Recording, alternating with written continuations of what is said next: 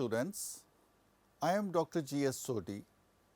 Today I bring you the first learning episode in BSc Forensic Science of the paper Forensic Ballistics on behalf of the content writers, myself and Ms. Tulika Banerjee on an important unit which is Introduction to Forensic Ballistics. And in this unit, we will discuss about the introduction of forensic ballistics, its history and development, various types of firearms and their firing mechanisms. We will wind up this episode with the application of forensic ballistics. Let us start with a look at what we are going to learn today. First, the introduction. Second, history and development, under which we will deal with Indian history of firearms, primitive weapons, modern weapons. Then third is classification of firearms, under which we will study bore characteristics, velocity, handling mechanism, action mechanism, loading characteristics. Then fourth is firing mechanisms, under which we will deal with manual mechanisms, semi-automatic mechanisms, automatic mechanisms. Then fifthly, application of forensic ballistics, and finally sixth is the conclusion.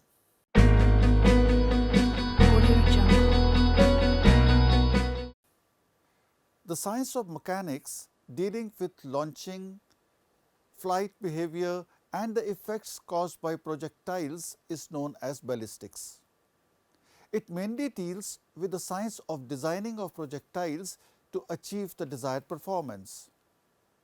The application of this science of mechanics in court of law is called forensic ballistics. Forensic ballistics deals with the examination and analysis of various evidence related to firearms encountered at a crime scene, including the effects and behavior of explosives and projectiles. It also includes comparison of bullets and cartridges cases and other evidence related to weapons or firearms found at the crime scene or acquired from the suspects.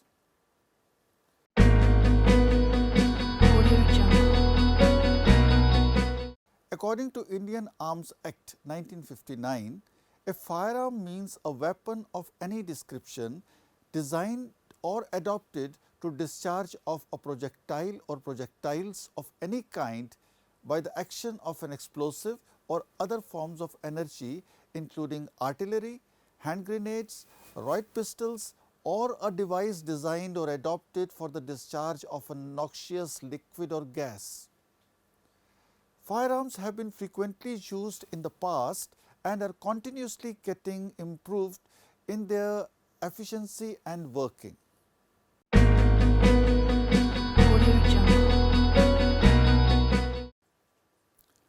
According to a report published in the Hindustan Times dated 7th of October 1980, gunpowder was used by Indians much earlier than the Chinese. Sukraniti, a work contemporaneous with Manusmriti, which is assigned by many scholars as a work of 2nd century BC, describes guns and projectiles as the standard paraphernalia of a king's war chariot. Vishnupayan, who is credited with the authorship of Yajurveda, also wrote Niti Shastra, which describes an account of smoke balls containing gunpowder in the weapons to be used against the enemy. 1000. It is believed by scholars to have been composed between 1000 and 800 BC.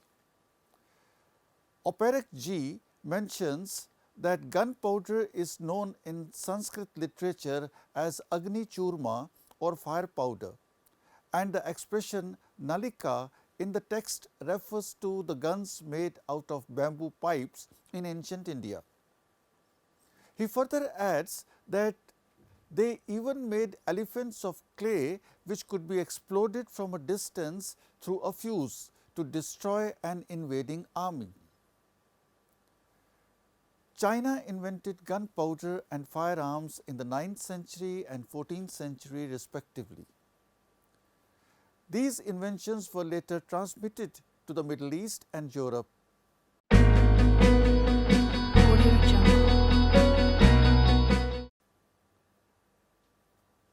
Roman candle tubes. The Roman candle tubes were devised by Romans, wherein gunpowder was used for the first time in order to throw objects without any motive of hurting or injuring, through penetration but only for the sake of fun. It was made from hollow tubes of wood or bamboo. The tube was loaded from the muzzle end with an alternative charge of powder. There was a gradual improvement and development of different locks such as the matchlock, the wheel lock, the flintlock. But the use of these systems came to an end when comparatively better devices were innovated. These devices may be considered as the predecessors of the muzzle loading guns. For example, on pressing the trigger, a hammer would fall on the powder charge placed inside the barrel through the touch hole, thereby igniting it and propelling out the projectile. The paper pellet soon gave way to percussion caps, where the composition was housed in the metallic cups. Percussion caps separately or in complete round formed an important part of the ammunition. The percussion system, with the advent of the percussion caps, also led to the modification of the firearms. Instead of a touch hole, a nipple was screwed onto the barrel. The percussion cap was placed on the nipple. When this was struck by the usual trigger and hammer combination, it resulted in formation of flame igniting the powder charge in the barrel through the nipple. This action differs from the present day muzzle loader only in respect of the paper initiation pellet, which is fed through the nipple. It may also be noted that a muzzle loading firearm has the barrel closed at the stock end and open near the muzzle end. Faster loading system. The biggest development was in respect of the speed of loading. The European type of weapons of these periods required bullets to be loaded as projectiles into the barrel with wallet and then punched down on the top of the charge with a ramrod. The Pennsylvanian gun makers introduced the idea of wrapping the bullets in linen or buckskin patches which had been soaked in tallow. This system permitted easier and faster loading and at the same time provided a degree of gas check. This device gave a greater degree of accuracy and a longer range.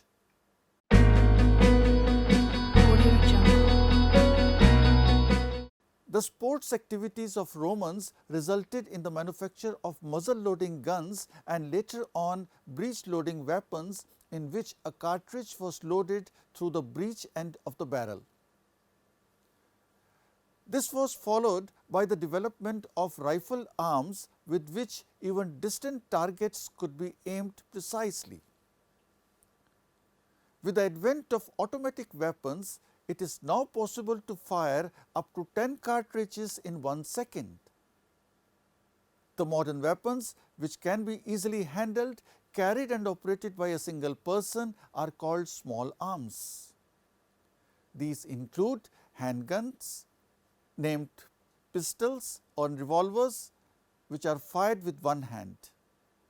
Shoulder firearms are fired from shoulders and include shotguns, rifles and muskets and other firearms, namely machine and submachine guns. The latter are automatic and fire large number of rounds in a short period of time. The firearms which are commonly encountered in crime scenes in India are shotgun and rifles, pistols and revolvers, submachine guns and machine guns, muzzle loaders and improvised firearms. The improvised firearms are also known as country-made firearms, homemade firearms and pipe guns. These firearms are made without any standardization by the ordinary blacksmiths. Freak firearms. Some firearms give innocent appearance of a pen, walking stick or an umbrella, but can fire standard ammunition with an effective range of about 25 meters. Toy firearms look like factory-made standard firearms, but cannot fire any cartridges.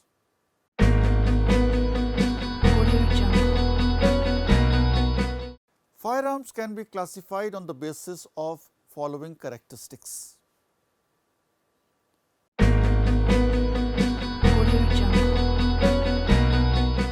On the basis of bore characteristics, firearms are classified as smoothbore, those firearms whose barrels are smooth and cross section of the bore inside forms a circle at any point are called smoothbore firearms. For example, shotguns, muskets, etc. Rifle firearms, those firearms which have grooves and lands in their barrels are rifle firearms. These grooves and canals like furrows cut out in the form of spirals. For example, revolver, pistol, etc.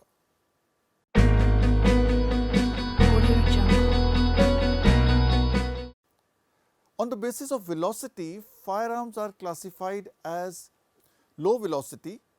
The speed of bullet when it leaves the muzzle is known as muzzle velocity.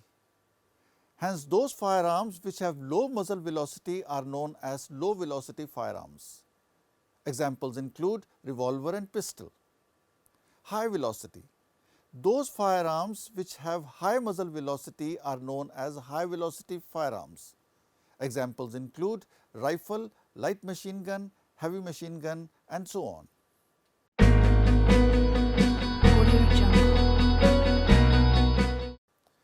Then on the basis of handling mechanism, firearms are classified as handgun. Those firearms which can be operated with one hand are called handguns. Examples include revolver and pistol. Shoulder guns. These are the arms which can be fired by using both the hands with the butt resting on the shoulder. These are long barrel firearms and examples include rifle and shotgun. Mounted gun. The part of firearm which is used to fix the firearm for stabilization is known as weapon mount. Those firearms which are mounted on a tripod are mounted firearms. For example, light machine guns, heavy machine guns, etc.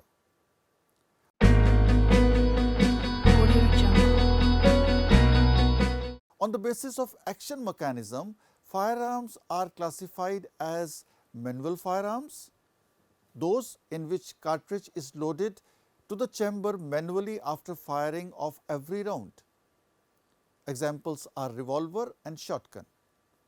Then semi-automatic firearms are self-loading firearms like pistols. Automatic firearms have all the qualities of a self-loader. In addition, after firing the first shot, the firearm automatically goes on firing cartridges as long as the trigger is kept pressed and magazine is not exhausted. Examples include machine guns and submachine guns.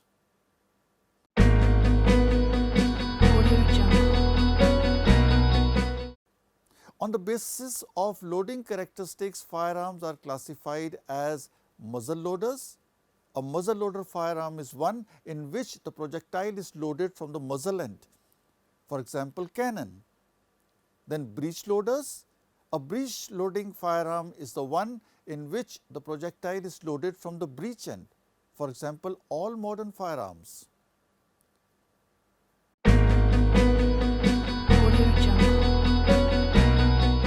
Firearms can be basically classified into the following types based upon the mechanism: manual mechanisms, semi-automatic mechanisms, and automatic mechanisms.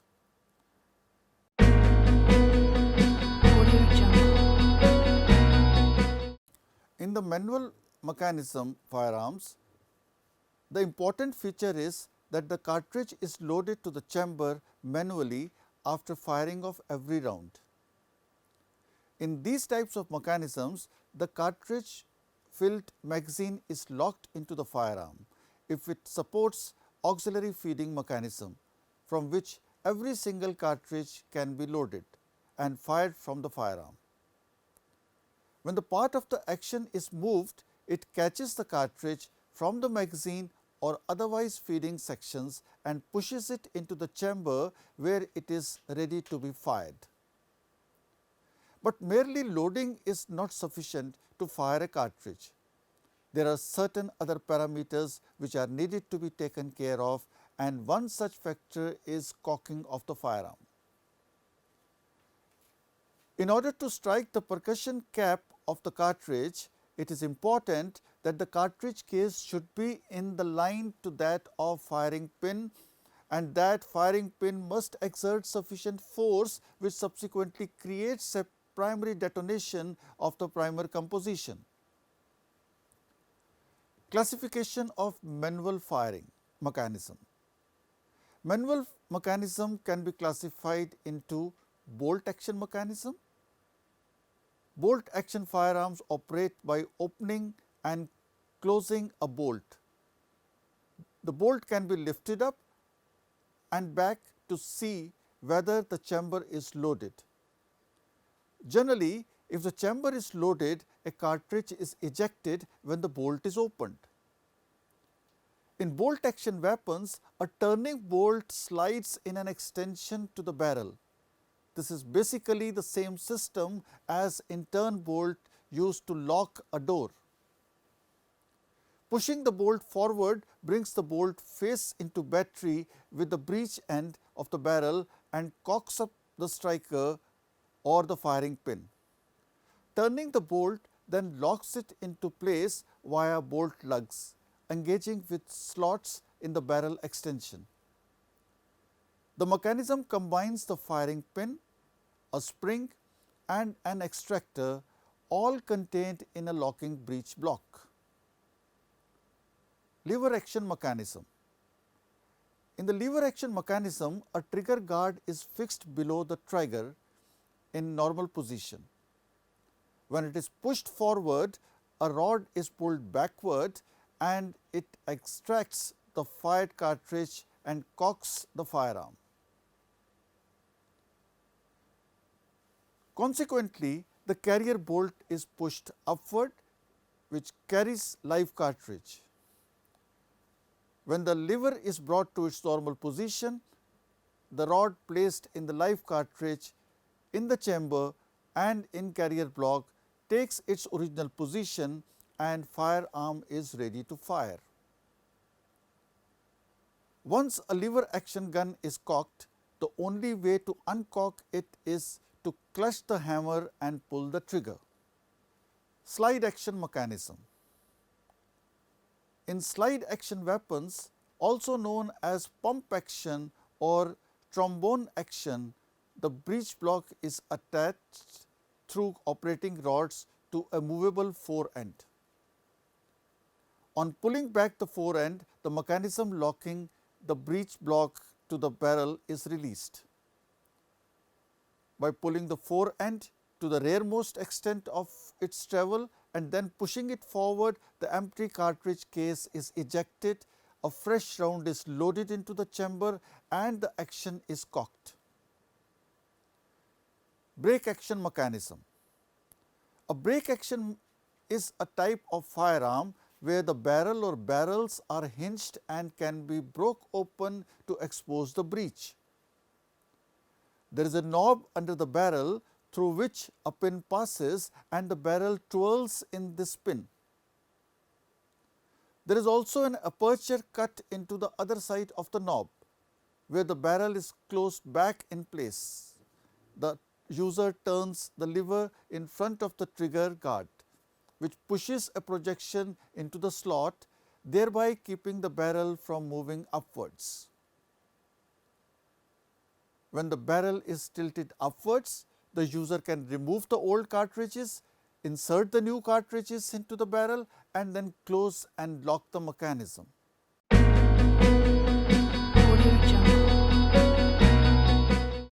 A semi-automatic or self-loading firearm is one that implements all steps necessary to assemble it to discharge over again after firing, assuming cartridges remain in the firearm's cartridge feed mechanism. Typically, this comprises extracting and ejecting the consumed cartridge case from the firing chamber, recocking the firing mechanism and reloading a new cartridge into the chamber. Although machine guns and selective firearms make sure of the same tasks, semi-automatic firearms do not automatically fire an extra round until the trigger is unconstrained and reconstrained by the individual discharging it. It simply means semi-automatic firearms fire only one round each time the trigger is drawn. While all elementary firearm actions necessitate the action to be cycled manually before the first round, semi-automatic as well as automatic and selective fire actions is distinguished from other methods such as single action or double action revolvers, pump action, bolt action or lever action firearms by reducing the need to physically sequence it after every round.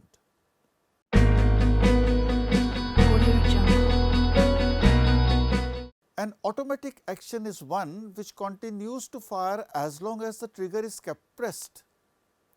Thus, an automatic firearm is one that loads, fires, extracts, ejects and reloads, continuing the cycle as long as the trigger has been held in the proper position. Classification of automatic firearms. First, blowback action mechanism. In blowback mechanism, there is a heavy breech block which moves backwards and forwards in a receiver attached to the barrel. It is not locked to the barrel. There is a strong spring behind the breech block called the counter recoil spring or return spring. When a cartridge has been loaded in chamber and during firing, the breech block is not locked to the barrel. Second is recoil operated mechanism. In recoil operated action, the bolt and the barrel are firmly locked together at the instant of firing. When a firearm having this action is fired and there is high pressure inside the cartridge case, the barrel and the bolt both move backward. After the bullet has left and the pressure inside the cartridge case has reduced to safe value, the barrel and the bolt separate. The barrel moves to its original position, but the bolt continues to move backwards because of the momentum it has gained and because of the impulse of residual pressure of the propellant gases inside the fired cartridge case. The fired cartridge case is extracted and ejected. Behind the bolt, there is a counter recoil spring. Because of the backward motion of the bolt, this counter recoil spring gets compressed and the firearm gets cocked also. This mechanism is used in pistols.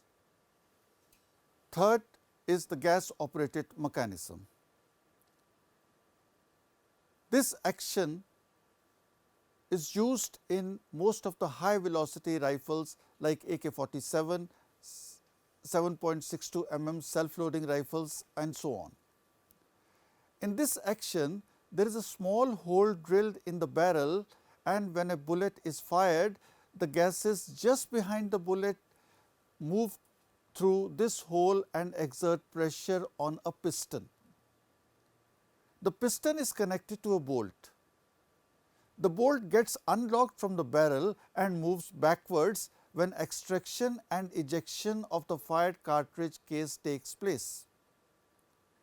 The counter recoil spring pushes the bolt forward, loads a live cartridge from the magazine into the chamber and gets locked to the barrel. The operating rod and piston also move to their original position.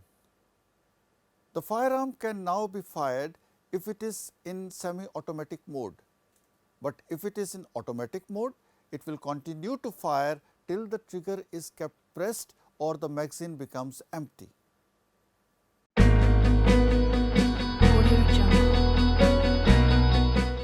The use of firearms in criminal offences has been frequently encountered. In fact, they figure prominently in most of the heinous crimes like murders, dacoities, robberies, assassinations and mob violence, and also in police encounters and firings. The firearm evidence therefore is important in criminal investigations and trials. The firearm evidence pertaining to their identification through fired ammunition is well established. It is now on the same footing as the fingerprint evidence. The individuality of the marks imprinted by a gun on a fired cartridge or on a bullet is universally recognized. The assertions of the expert that no two firearms, even of the same make and batch and manufactured one after the other, leave identical marks on fired ammunition are accepted, like the assertions of the fingerprint experts that no two fingerprints from two different fingers, even from the same person, are alike. Convictions have been awarded and maintained solely on the basis of firearm evidence. It is, however, necessary that the link between the evidence and the culprit is properly established. The firearm recovered from the culprit which fired the fatal bullet or the cartridge case recovered from the scene should be proved to be in the possession of the accused at the time when the crime was committed. The firearm evidence helps to decide whether the given incident in case of a murder, accident, killing in self-defense or suicide. Determine the sequence of events. Verify versions.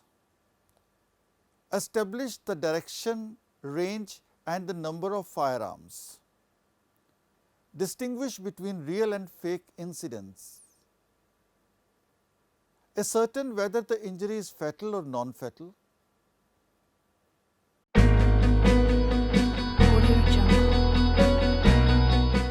As we know, forensic ballistics deal with the examination and analysis of various evidence related to firearms encountered at a crime scene, including the effects and behaviors of explosives and projectiles. Keeping this in view, it becomes pertinent to know every minute detail pertaining to this specific field.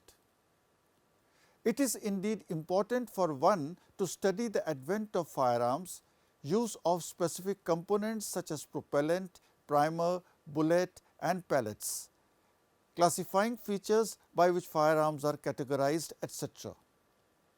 All this becomes a basis for the identification of firearms, projectiles and cartridge cases procured from the scene of crime. Now, this is time for your self-study. If you want to learn more for enhancing your knowledge, you may log on to our website www.cec.nic.in for assignments, MCQs, quizzes and LORs and other material. Till then, keep studying. Goodbye and good luck.